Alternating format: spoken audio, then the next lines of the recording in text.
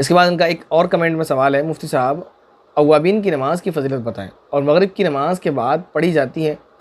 लोगों से सुना है कि अव्वाबीन की नमाज़ वाली हदीस ज़ईफ़ है, बताएं। गलत सुना है, लोगों ने गलत कहा है कि वो ज़ईफ़ है, सही हदीस से साबित है। और रहा है कि मगरिब की नमाज़ के बाद, जी मगरिब की नमाज़ के बाद पढ़ें आप। और उसकी फ़जीलत ये है कि अल्लाह ताला के ख़ास लोगों में इन लोगों का नाम लिखा जाता है। ये सबसे बड़ी फ़जीलत है। इसके अलावा और भी फ़जीलतें हैं, लेकिन ये सबसे बड़ी फ़जीलत है कि अल्लाह रब्बुल इज़्ज़त के यहाँ वो ख़ास लोगों में लिख दिए जाते हैं जो सलातुल अव्वाबीन पढ़ते हैं। और इसके बाद इनका दूसरे कमेंट में सवाल है, मुफ्ती साहब इस दुआ को स्क्रीन पर प्लीज़ बताएं। एक दुआ है, अल्लाहुम्मा यस्सिर ली जलीसन सालिहा। इस दुआ के लिए कह रहे हैं, इंशाल्लाह कमेंट बॉक्स में लास्ट में आपको दिखा दी जाएगी, वीडियो के बिल्कुल आखिर में। इसके बाद हमारी बहन है, उन्होंने सवाल किया, अस्सलाम वालेकुम भाईजान। वालेकुम अस्सलाम रहमतुल्लाहि व बरकातहू। जुमे के रोज़ असर के बाद जो दुरूद शरीफ पढ़ते हैं, अल्लाहुम्मा सल्लि अला मुहम्मदिन नबिय्यिल उम्मी व अला आलिहि व सल्लिम तस्लीमा, ये हदीस से साबित है या नहीं?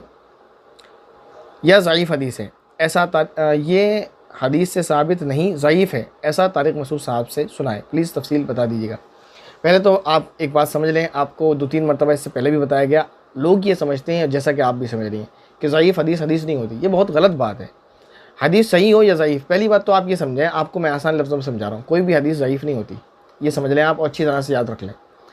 हदीस कभी ज़ईफ़ नहीं होती। हदीस की जो सनद होती है उसमें ज़ौफ़ होता है, उसमें सेहत होती है, वो सही या ज़ईफ़ होती है। इसकी मिसाल मैंने आपको दी है। आप Friday comment box episode number 87 को जाकर अच्छी तरह देख लें, वहाँ आपको समझ आ जाएगा कि ज़ईफ़ और सही हदीस में क्या फ़र्क है। वहाँ आसान लफ्ज़ों में आपको समझाया है। दूसरी बात ये कि आपने जो ये कहा कि मुफ्ती तारिक मसूद साहब से ऐसा सुना है, जैसे कि आपने जो है एक कमेंट में व्हाट्सएप पर एक क्लिप भी दिया था, लिंक जो सेंड किया था उसको मैंने सुना है। और उसमें मुफ्ती साहब ये जो कह रहे हैं, इसी सवाल पर किसी ने ये पूछा है कि ये दुरूद शरीफ जुमे के दिन असर की नमाज़ के बाद पढ़ना चाहिए या नहीं, तो उन्होंने एक दूसरी हदीस को कोट किया और ये कहा कि अल्लाह के नबी पर जुमे के दिन कसरत से दुरूद शरीफ पढ़ना चाहिए। और फिर ये कहा कि दुरूद इब्राहिम पढ़ना चाहिए, ये ज़्यादा बेहतर है। और फिर साथ में ये भी कहा है कि अगर कोई इसे पढ़ ले तो भी कोई हर्ज नहीं है, लेकिन ये ज़ईफ़ हदीस से साबित है, बेहतर यह है कि दुरूद इब्राहिम ही पढ़ा जाए। ये उनकी बात है, कुछ थोड़े लफ्ज़ों की तब्दीली के साथ। बाकी मैं आपको बता रहा हूँ इसका मतलब सही क्या है। मतलब ये है कि देखें, एक रिवायत ये है, कसरत से दुरूद शरीफ पढ़ना नबी करीम सल्लल्लाहु अलैहि वसल्लम पर, बस ये रिवायत है, मौजूद है, बिल्कुल साबित है। अब सवाल ये होता है दुरूद शरीफ पढ़ा कौन सा जाए, तो ये बात सबके नज़दीक मुसल्लम है, सब इस बात को मानते हैं तमामी उलमा कि सबसे अफजल दुरूद शरीफ जो है वो दुरूद इब्राहिम है, जो नमाज में पढ़ा जाता है। तो लिहाजा उसके लिए दुरूद इब्राहिम पढ़ा जाए, और यही कहा भी जाता है कि दुरूद इब्राहिम पढ़ा जाए। लेकिन एक रिवायत हज़रत अबू हुरैरा रज़ियल्लाहु तआला अन्हु की है, और एक गालिबन इसके दूसरे रावी हज़रत सहल रज़ियल्लाहु तआला अन्हु है। तो ये जो रिवायत है, जुमे के दिन असर की नमाज़ के बाद 80 मरतबा पढ़ने वाले के 80 साल की नेकियां लिखी जाती हैं और 80 साल के गुनाह माफ़ हो जाते हैं वगैरह, ये रिवायत ज़ईफ़ हदीस से साबित है। इसमें जो दुरूद शरीफ है, यानी इस दुरूद शरीफ की फ़जीलत जो है कि 80 साल के गुनाह माफ़ होना, 80 साल की इबादत लिखी जाना, नफली इबादत, ये ज़ईफ़ हदीस से साबित है।